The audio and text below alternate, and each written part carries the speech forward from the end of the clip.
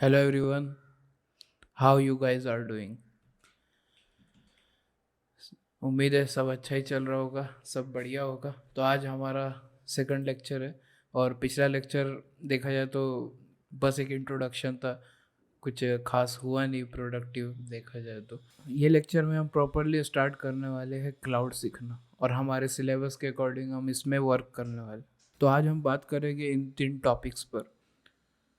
जैसे पहला है कि सर्वर क्या होता है और कौन से टाइप्स के सर्वर होते हैं। और सर्वर्स में दो तरह के सर्वर बहुत ज़्यादा चल रहे हैं आजकल। एक है अपाचे सर्वर और एक है एनजीन एक्स सर्वर। तो इसके बारे में भी एक अच्छा सा ओवरव्यू देखेंगे, कैसा है क्या है पूरा डिटेल्स देखेंगे। और थर्ड थर्डली हम कंपेयर करेंगे अपाचे को एनजीन एक्स के साथ, दोनों सर्वर का कंपैरिजन करेंगे। और एकदम लास्ट में आज थोड़ा सा प्रैक्टिकल भी होगा, मैं आपके पीसी में इंस्टॉल करके बताऊंगा कि कैसे आप अपाचे सर्वर अपने पीसी में इंस्टॉल कर सकते हो। और उतना ही नहीं, आप अपने पीसी को किस तरह से सर्वर बना सकते हो। आज यानी एंड ऑफ द डे जो कंक्लूजन होगा उसमें आपको पता चलेगा कि आपका पीसी किस तरह से सर्वर की तरह वर्क कर सकता है। तो ये काफ़ी इंटरेस्टिंग होने वाला है। तो हर पार्ट को, थ्योरी को भी अच्छे से समझना, ताकि हम पीसी को जब बनाए हमारा सर्वर, तो चीज़ें काफ़ी हद तक क्लियर रहे कि कैसे वर्क हो रही। So first of all start करते हैं कि आखिर सर्वर होता क्या है, व्हाट इज़ सर्वर। तो मैं डायरेक्ट डेफिनेशन नहीं देता हूँ, पहले एक एग्जांपल के साथ समझाता हूँ। तो ये सबको पता ही होगा कि ये जो है हमारा बंसी लाल है, मेरा एक दोस्त है। और अगर नहीं पता है तो जान लो, ये है बंसीलाल। ये क्या करता है, एक अच्छा सा HTML पे वेबसाइट बना लेता है उसके पीसी में। ठीक है, उसने बना लिया, काफ़ी सक्सेसफुली बन के रेडी हो गया है और काम करने लायक है। अब प्रॉब्लम ये है कि ये जो बनाता है तो इसके पीसी में है, ठीक है। अब वो उसके फ्रेंड्स को दिखाना चाहता है, ये उसके फ्रेंड्स से देखना चाहते हैं कि क्या बना है। लेकिन प्रॉब्लम है कि ये इसके पीसी में, अगर उसके फ्रेंड्स को देखना है तो इसके पास जाना पड़ेगा बंसीलाल के, और फिर देखना पड़ेगा। लेकिन नहीं, इनको अगर इनके मोबाइल्स में या अपने डिवाइसेस में देखना है तो कैसे देखेंगे। इट इज़ क्वाइट चैलेंजिंग, क्योंकि इनको देखना है लेकिन इनका डिवाइस इसके डिवाइस में, लेकिन देखना है इसको। तो इस वजह से सर्वर का कंसेप्ट आता है। इसमें ये होता है कि हमारा एक सर्वर होता है, हम जो भी कोड वगैरह बनाते हैं ना, सब इस सर्वर के अंदर स्टोर कर देते हैं। जो भी हमारा कोड है HTML का, वो हमने सर्वर के अंदर डाल दिया। सर्वर के अंदर डाल दिया तो वो एक एड्रेस दे देता है कि आपका जो कोड है, आपका जो वेबसाइट है, वो इस एड्रेस पे। ठीक है, उसने एक एड्रेस दे दिया, इस केस में ये है हमारा एड्रेस। फिर बंसीलाल अपने फ्रेंड्स लोग को एड्रेस दे देता है। और जैसे ही एड्रेस देता है और जब वो एड्रेस पे रिक्वेस्ट करते हैं, अब ये टर्म्स को अच्छे से याद रखना कि वो रिक्वेस्ट करते हैं, उस एड्रेस को डालते हैं जो मिला था, ठीक है। और एड्रेस के साथ में ये एक पोर्ट है 80। अब आप सोच रहे होगे कि 80 क्या लिखा हुआ है। 80 सिंपली मैं बोलूँ तो HTTP का एक पोर्ट है। HTTP का बाय डिफ़ॉल्ट जो पोर्ट है वो 80 रहता है। आप बोलोगे HTTP क्या है, तो सिंपल से बोलूँ तो आप कोई भी वेबसाइट पे जाते होगे, गए ही होगे, सर्च करते हो तो आपने नोटिस किया होगा कि हर वेबसाइट के नाम के आगे में लिखा हुआ रहता है HTTP या फिर HTTPS। ठीक है, तो ये एक प्रोटोकॉल है जिसमें वो नेटवर्क के हर लेयर से क्रॉस होता है एक प्रोटोकॉल के ज़रिए से, और उस प्रोटोकॉल का नाम है HTTP। यानी एकदम शॉर्ट में बोलूँ तो उसका वही डेफिनेशन है। तो इस तरीके से हम रिक्वेस्ट करते हैं सर्वर से, जो कि सर्वर ने एड्रेस दिया था मुझे, मैं उससे रिक्वेस्ट कर रहा हूँ कि मुझे ये कोड देखना है। और वो हमें रिस्पॉन्स करता है, और रिस्पॉन्स में हमको वो पूरा वेबसाइट दिखा देता है, या जो भी हमारा HTML का कोड है वो दिखा देता है।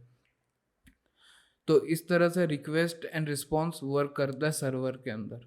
तो वापस से अगर मैं बताऊं, तो हमारा सर्वर है, यानी instead of saving our code on our on PC, we save it on server. तो सर्वर पे सेव करने से क्या होता है कि जिसको भी चाहिए एक्सेस करना है उसको बस अपना आईपी एड्रेस सर्च करना पड़ता है, रिक्वेस्ट करना पड़ता है कि मुझे देखना है, गेट करना है, और रिस्पॉन्स में उसको देखने को मिल जाता है। तो उसके सब फ्रेंड्स को उनके अपने अपने रिस्पेक्टिव डिवाइस में इजीली देखने को मिल जाता है। तो यही है सर्वर। और HTTP एक प्रोटोकॉल है जिसके ज़रिए हम रिक्वेस्ट करते हैं और रिस्पॉन्स करते हैं। तो अब देखते हैं डेफिनेशन क्या होता है। अभी जो मैंने बताया वही डेफिनेशन था, उसी को थोड़ा एकेडमिक वे में देखा जाए तो कुछ इस तरह से डिफाइन किया जाता है कि इट इज़ कंप्यूटर प्रोग्राम और machine which takes the request and respond to request by any other machines और क्लाइंट्स। तो अगर आप यहाँ देख रहे होंगे तो ये क्लाइंट है, जो हम लोग हैं ना, जो भी रिक्वेस्ट करता है कि भाई मुझे देखना है, मैं रिक्वेस्ट कर रहा हूँ, तो उसे क्लाइंट बोलते हैं। तो कहने का वही मतलब है कि जो हम क्लाइंट और जो एनी अदर मशीन है, यानी जो सर्वर है, एनी अदर मशीन, उसके बीच में जो रिक्वेस्ट एंड रिस्पॉन्स का जो कम्युनिकेशन होता है ना, वो एक कंप्यूटर से होता है, और वो कंप्यूटर को हम सर्वर कहते हैं। तो ये है हमारे सर्वर। और सर्वर के ना कुछ टाइप्स होते हैं, बहुत सारे टाइप्स होते हैं। अब जैसे मैंने यहाँ पे एग्जांपल के तौर पे कुछ टाइप्स लिखा, जैसे web server, file server, database server, application server. अब मैं इतने डीप में नहीं जाना चाहता हूँ, बिकॉज आई नो किसी को भी थियोरी पसंद नहीं है और इतना डीप में जाने की ज़रूरत भी नहीं है इस केस में। कहने का मतलब जैसे हम वेबसाइट सबको पता है, तो एक वेबसाइट का सर्वर होता है, उसी तरह फाइल्स के सर्वर होते हैं जो FTP कंट्रोल से चलता है, FTP प्रोटोकॉल से। और डेटाबेस का सर्वर होता है। डेटाबेस मतलब जहाँ पे बहुत सारी डेटाज रखी हुई होती है, जो भी टेक्निकल फील्ड से ऑलरेडी होगा उसको तो पता ही होगा डेटाबेस क्या होता है, तो वो उसका एक सर्वर होता है। और ऐसी एप्लीकेशन सर्वर है। इसका बेस्ट एग्जांपल अगर मैं दूं तो NPM सर्वर। अगर किसी ने रिएक्ट JS में काम किया होगा तो उसे पता होगा, तो वो एक एप्लीकेशन सर्वर की तरह वर्क करता है। अब वेब सर्वर पे हम बहुत ज़्यादा फोकस करने वाले, तो मैं कुछ एग्जांपल बता देता हूँ सर्वर की। जो सबसे ज़्यादा पॉपुलर है वो ये दो है, नागिन x, I mean engine x इसको प्रोनाउंस किया जाता है, नागिन एक्स नहीं।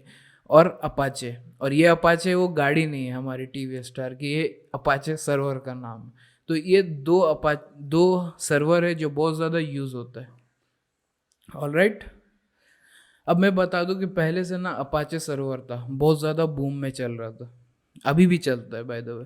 तो जब चल रहा था, है बहुत अच्छा, अच्छे से चल रहा था, लेकिन अभी कुछ वक्त पहले एंजिन एक्स लॉन्च हुआ और ये बहुत अच्छा सर्वर माना जा रहा है, आज की तारीख में बहुत ज़्यादा यूज़ हो रहा है और बहुत लोग के प्रेफरेंस में भी एंजिन एक्स सर्वर चल रहा है। इसलिए ये बताना ज़रूरी था, अपाचे के साथ छोड़ नहीं सकता था मैं, इसलिए थ्रू आउट द कोर्स ज़्यादातर हम अपाचे का भी यूज़ करेंगे और एंजिन एक्स का भी यूज़ करेंगे। दोनों एग्जैक्टली सेम काम करते हैं, लेकिन थोड़ा सा आर्किटेक्चरल वगैरह डिफरेंस है उसके अंदर। तो मैं बताऊंगा ज़रूर कि कैसे क्या वर्क करता है इसके अंदर। अब थोड़ा सा हम डिफरेंस पे भी ध्यान देते हैं, इसके बीच के डिफरेंसेस क्या क्या है। तो शुरू करता हूँ। तो एंजिन एक्स और अपा, जैसा मैंने कहा ऑलरेडी कि दोनों भी बहुत पॉपुलर है, ठीक है, बहुत पॉपुलर है। अपाचे बहुत पहले से था, एंजिन एक्स रिसेंटली बहुत ज़्यादा पॉपुलर हो रहा है। और दोनों भी एच टी रिक्वेस्ट पे ही अपना काम करते हैं, ठीक है। HTTP क्या है, मैंने बताया कि एक प्रोटोकॉल है कि किस तरह हमारा डेटा ट्रांसफ़र होना चाहिए उस चीज़ का। तो दोनों भी उसी पे काम कर रहे हैं, लेकिन दोनों का तरीका थोड़ा सा अलग है। इस वजह से हम बेसिकली चूज़ कर सकते हैं कि किस वक्त हमको कौन सा सर्वर का एक्चुअल में यूज़ करना चाहिए। सो अगर मैं स्टार्ट करूँ तो अपाचे जो है उसकी खासियत ये है कि ये लिनक्स पे और विंडोज़ पे सब जगह सपोर्ट करता है, एकदम प्रॉपरली वर्क करता है। उसी तरह एंजिन एक्स जो है लिनक्स पे तो ऑफ कोर्स करता है, लेकिन विंडोज़ में काफ़ी लिमिटेड है, उतना प्रॉपर वर्क नहीं होता है। और उसी तरह एक मेन डिफरेंस की अगर मैं बात करूँ दोनों के बीच में, तो अपाचे जो है वो अब बहुत हेवी ट्रैफिक अगर आ जाता है ना, यानी एकदम बहुत ज़्यादा कोई वेबसाइट है, उस पर कंटिन्यूसली बहुत ज़्यादा लोग विजिट कर रहे हैं और उस पर टास्क परफॉर्म कर रहे हैं, एक्शन कर रहे हैं। जैसे कोई ऐसा वेबसाइट है जो काफ़ी इंटरेक्टिव टाइप है। फॉर एग्जांपल अगर इंस्टाग्राम देख लो, नेटफ्लिक्स देख लो, तो अगर जस्ट इमेजिन मेरा नेटफ्लिक्स पे कोई वीडियो है, नेटफ्लिक्स में मेरा सर्वर है, मेरा वीडियो है नेटफ्लिक्स पे, और हज़ारों करोड़ों की तादाद में लोग एक साथ एक ही वीडियो देख रहे हो, बहुत बहुत ज़्यादा चांसेस है कि वो वर्क नहीं करेगा प्रॉपरली, बहुत एरर थ्रो करेगा, इश्यूज क्रिएट करेगा, बहुत हाई चांसेस हो जाते हैं। तो वो मल्टीपल रिक्वेस्ट आ रहे हैं, क्यों, यानी बहुत सारे लोग एक ही टाइम पे रिक्वेस्ट कर रहे हैं कि ये वीडियो मुझे भी देखना है, मुझे भी देखना है। तो अपाचे ऐसे केस में थोड़ा सा टफ हो जाता है उसके लिए, उसे कंट्रोल करना, अगर उसके कॉन्फ़िगरेशन पीसीज के उतने अच्छे नहीं हैं तो। ऑन दी अदर हैंड एनजिन इसकी ये खासियत है कि ये मल्टीपल क्लाइंट्स को के रिक्वेस्ट को इजीली हैंडल कर सकता है। उसके लिए मतलब कोई बिग डील नहीं हैंडल करना, बहुत सॉर्टेड है इस मामले में। अब होता ही है ना कि एनजीएनएक्स एक और चीज़ पे वर्क करता है जिसको कहते हैं लोड बैलेंसिंग। हम ज़रूर सीखेंगे कि लोड बैलेंसिंग क्या होता है, लेकिन लोड बैलेंसिंग ऐसा चीज़ है कि फॉर एग्जांपल मैंने एक वर्चुअल मशीन बनाया। अब वर्चुअल मशीन भी क्या है वो हम समझेंगे, अभी इस पर इतना फोकस करने की ज़रूरत नहीं है, लेकिन फिर भी मैं ऊपर ऊपर से थोड़ा बता देता हूँ कि होता ही है ना कि मेरे पास एक वर्चुअल मशीन है, उसके अंदर मेरा मेरा एनजीएनएक्स सर्वर रन कर रहा है, ठीक है। एनजीएनएक्स सर्वर है, रन कर रहा है, बहुत सारे अब रिक्वेस्ट आ रहा है एनजीएनएक्स सर्वर पे। तो ये क्या करेगा यहाँ पे कि हम बहुत सारे सर्वर क्रिएट कर देते हैं, बहुत सारे वर्चुअल मशीन्स क्रिएट करने लगते हैं। अभी एक है, लोड बढ़ा, मैंने बढ़ा दिया, अब मेरे 2 वर्चुअल मशीन हो गए और उसके बाद वो वर्क कर रहे हैं। ऐसी कंटिन्यूसली 7 8 10 मेरे वर्चुअल मशीन्स, यानी मेरे पास 7 8 पीसी बन गए ऑटोमेटिक। इसको लोड बैलेंसिंग कहते हैं। बहुत सारे पीसीज बन गए, वर्चुअल मशीन्स बन गई, और अब मेरा उसमें रिक्वेस्ट करना बहुत ईजी हो गया, क्योंकि मैं एक नहीं, मैं 10 वर्चुअल मशीन में वर्क कर रहा हूँ। यानी मेरा एक एक आदमी का रिक्वेस्ट फर्स्ट वर्चुअल मशीन से जाएगा, एक आदमी का रिक्वेस्ट सेकंड वर्चुअल मशीन से जाएगा। तो ये वजह से बहुत इजी हो जाता है, यानी मल्टीपल रिक्वेस्ट को हैंडल करना एनजीएनएक्स के लिए बहुत आसान काम है, एकदम सॉर्टेड हो जाता है। अब अपाचे जो है एक वेब सर्वर की तरह है। जैसा कि मैंने कहा कि हम वेब सर्वर ही एक्सप्लेन कर रहे हैं, that's why Apache of course web server है। लेकिन एनजीएनएक्स के अंदर एक और खासियत है कि वो वेब सर्वर के साथ साथ प्रॉक्सी सर्वर भी देता है। अब प्रॉक्सी सर्वर में आपको समझाता हूँ। आप सबको वीपीएन के बारे में तो मालूम होगा, यानी वीपीएन नहीं होता है प्रॉक्सी सर्वर, लेकिन मैं एक अच्छा एग्जांपल देने की कोशिश कर रहा हूँ यहाँ पे, और आई होप मैं समझा सकूँ। तो वीपीएन जो होता है ना, सबको पता है वो वर्क कैसे करता है। अपना आईपी एड्रेस, यानी अपने मशीन का आईपी एड्रेस वो कभी भी रिवील नहीं करता है। वो क्या करता है, वो किसी और के आईपी एड्रेस पे हिट होता है और वहाँ से हमारा रिक्वेस्ट सर्वर पे जाता है। यानी होता ये है कि वो कभी भी मुझे मेरा लोकेशन, यानी कोई भी अगर हैक करने की कोशिश करता है, ढूंढने की कोशिश करता है, तो वो मेरा लोकेशन नहीं बताएगा। वो बता देगा कि मैं यूके से हूँ, यूएसए से हूँ, सिंगापुर से हूँ, अलग अलग जगह का बता सकता है। वीपीएन यूज़ होता है, तो प्रॉक्सी सर्वर भी कुछ उसी तरह का है। ये बहुत ज़्यादा सिक्योर कर देता है। यानी हम जब रिक्वेस्ट कर रहे हैं, यानी आपने इस केस में देखा होगा, हमने रिक्वेस्ट किया डायरेक्ट सर्वर को गया, ठीक है। लेकिन जब हम एनजीएनएक्स सर्वर यूज़ करते हैं तो वो प्रॉक्सी का यूज़ करता है, प्रॉक्सी सर्वर का। मतलब वो डायरेक्ट यहाँ नहीं जाता है, वो एक दूसरे सर्वर पे जाता है जो कि प्रॉक्सी सर्वर है, वहाँ पे जाता है और वहाँ से सर्वर के पास जाता है, ओरिजिनल सर्वर के पास। इससे क्या होता है कि अगर कोई हैक करने की कोशिश कर रहा है, कोई हैकर बीच में आ जाता है, तो उसको कभी मालूम ही नहीं पड़ेगा कि हमारा सर्वर है कहाँ पे। उसे कभी नहीं पता चलेगा कि हमारा सर्वर किधर है, क्योंकि वो तो हमारे सर्वर तक आया ही नहीं ना। वो गया था प्रॉक्सी सर्वर के पास और वहां से वो गया, तो उसके लिए बहुत टफ हो जाता है। This is how proxy server works, कि डायरेक्ट लोकेशन ही नहीं दिया जाता है ओरिजिनल सर्वर का, वो कहीं और जा रहा है रिक्वेस्ट, और वहाँ से ओरिजिनल सर्वर पर रिक्वेस्ट जा रहा है। इससे सिक्योरिटी बहुत अच्छी से डेवलप हो जाती है और ये बहुत हेल्पफुल हो जाता है। और इस वजह से लोड बैलेंसिंग में भी ये इजीली वर्क कर पाता है कि पहले वो प्रॉक्सी सर्वर पे जाता है और उसके बाद उसके ओरिजिनल सर्वर पे सेपरेट हो जाता है कि मतलब कौन से वर्चुअल मशीन पे जाना चाहिए से रिक्वेस्ट, आई मीन कौन से वर्चुअल मशीन पे जाना चाहिए। So this is how proxy works, और इस वजह से एनजीनेक्स बहुत पॉपुलर हो गया आज के टाइम पे। तो आई होप आप लोग को समझ ही गया होगा कि एनजीनेक्स सर्वर क्या होता है, ठीक, मतलब प्रॉक्सी सर्वर क्या होता है और how Nginx work with the proxies. अब मैं यूज़ केस के बारे में बता देता हूँ। यूज़ केस बहुत ज़रूरी जानना। यूज़ केस मतलब हमको कौन से टाइम पे कौन सा सर्वर का यूज़ करना चाहिए, ये जानना बहुत ज़्यादा ही ज़रूरी है। तो अपाचे बहुत ज़्यादा सूटेबल है अगर कोई स्टैटिक वेबसाइट है। फर्स्ट ऑफ ऑल, अब स्टैटिक वेबसाइट पता है क्या होता है कि जैसे मैंने पहले ही बताया था, 5 पेजर वेबसाइट को समझो। 5 पेजर यानी कोई भी कंपनी के आप वेबसाइट पे जाते हो, लैंडिंग पेज पे जाते हो, तो आपने नोटिस किया होगा कि उसमें कुछ चीज़ एकदम कॉमन रहती है। एक रहता है होम पेज, एक रहता है अबाउट अस, एक रहता है कॉन्टेक्ट अस।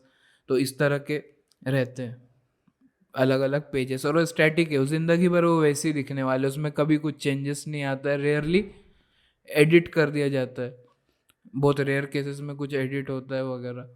तो ऐसे सर्वर पे एक्चुअल में ज़्यादा लोड नहीं आने वाला और वो कुछ चेंजेस नहीं होता है उसके अंदर।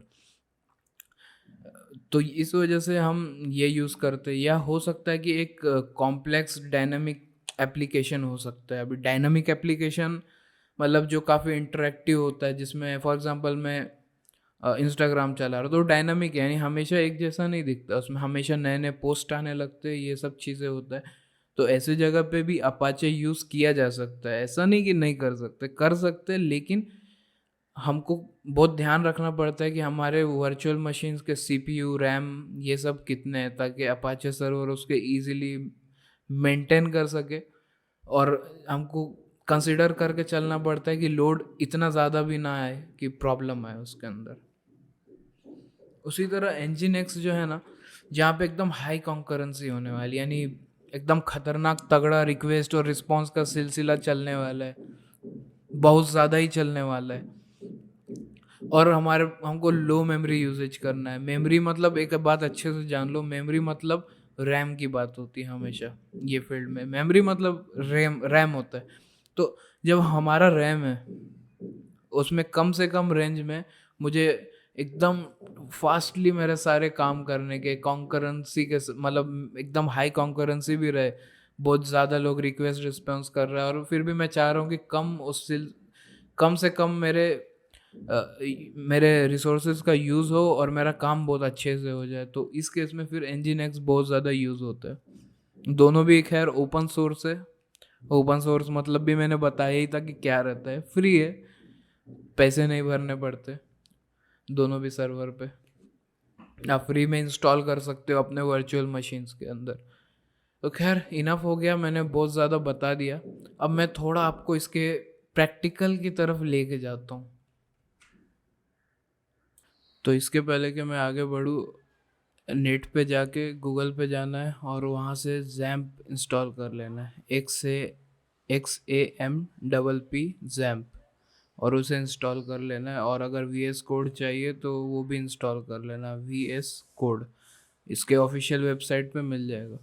उसके अलावा अगर एप्पल का या मैकबुक है किसी के पास तो उसके लिए मैम्प डाउनलोड कर लेना। अपाचे सर्वर चाहिए तो MAMP, इससे इजीली इंस्टॉल हो जाएगा। इंस्टॉलेशन बहुत इजी है, वो दिखाने की ज़रूरत नहीं है, एक बार इंस्टॉलेशन हो जाएगा उसके बाद आगे हम बढ़ते हैं।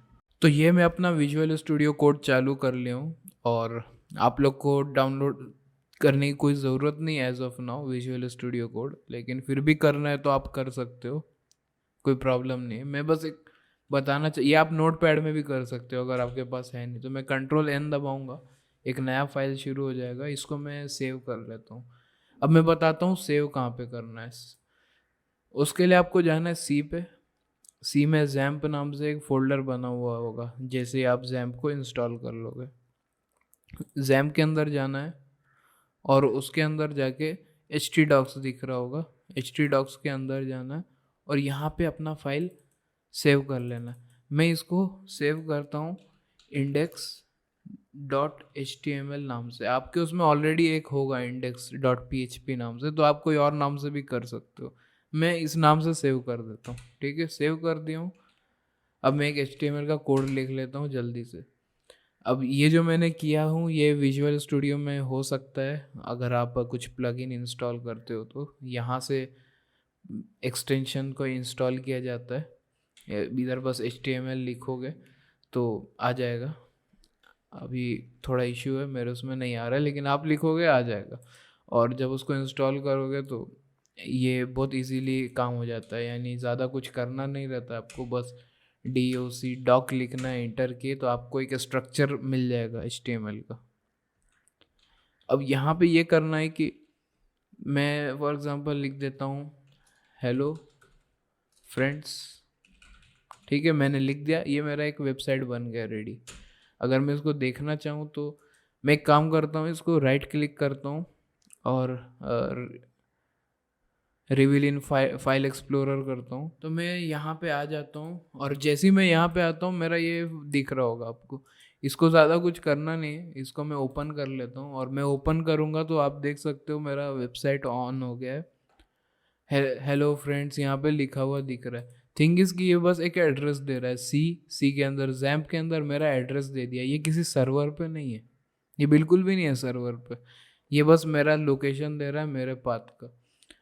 तो देख सकते हो ये मेरा एक वेबसाइट रेडी है हेलो फ्रेंड्स नाम से, लेकिन सर्वर पे अभी तक गया नहीं है, ये बता रहा है कि जैम के अंदर है।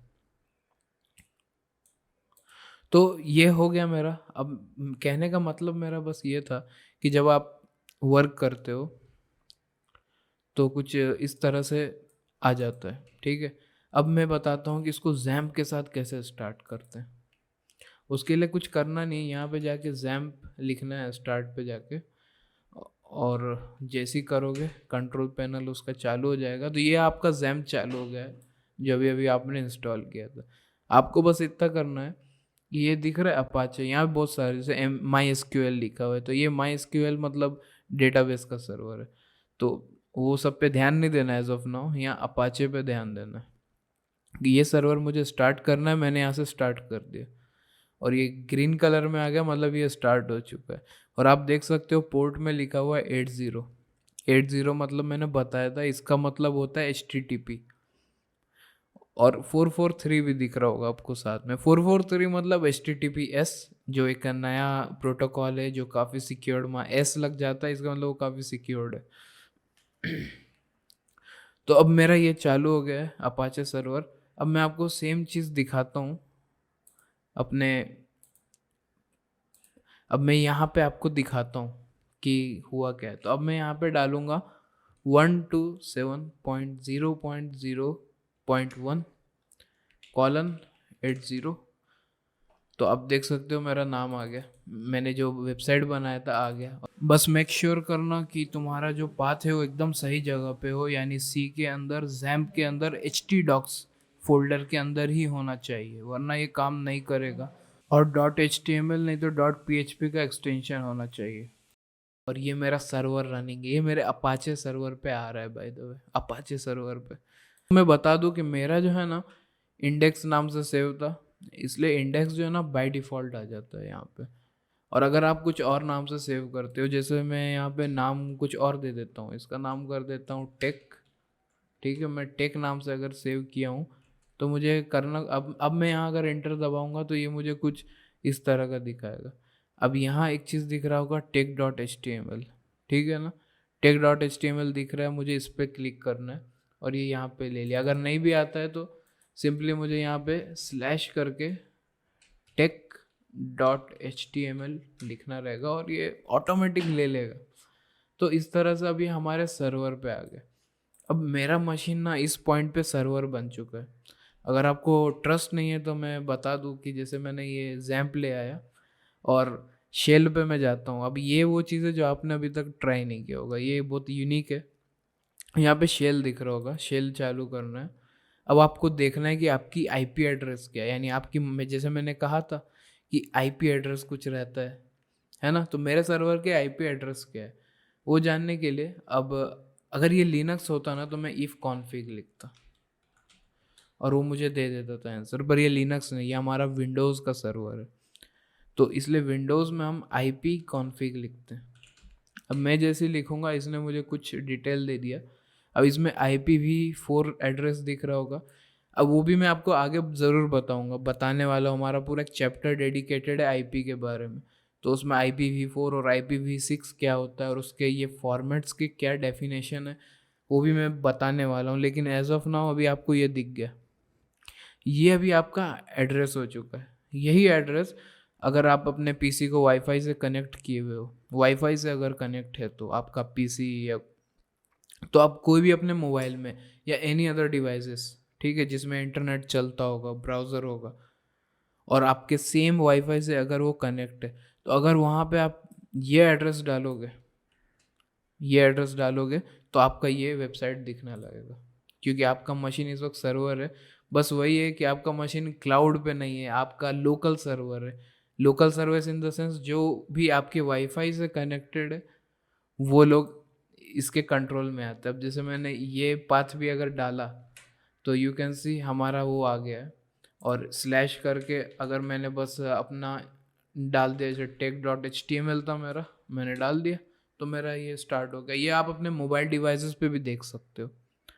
अब मैं इस वक्त मोबाइल डिवाइसेस तो नहीं दिखा सकता मेरे, क्योंकि मेरा पीसी से लॉगिन किया हुआ है, लेकिन आप इजीली चेक कर सकते हो। और बस यही है, इस तरह से हमने अपना सर्वर बना लिया। और जब हम वर्चुअल मशीन सीखेंगे तो हम सीखेंगे लिनक्स के अंदर कैसे सर्वर बनाया जाता है।